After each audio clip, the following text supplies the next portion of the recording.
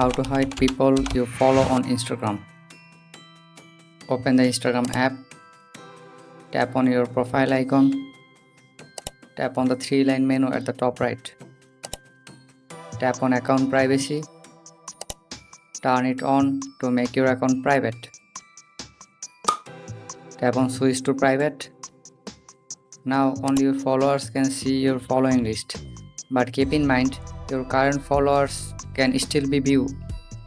If you don't want certain followers to see your following list, you have two options: unfollow or remove those followers, or report a problem to Instagram team. Go back to settings again, scroll down a little. Now tap help, tap report a problem, tap on it, tap on this button.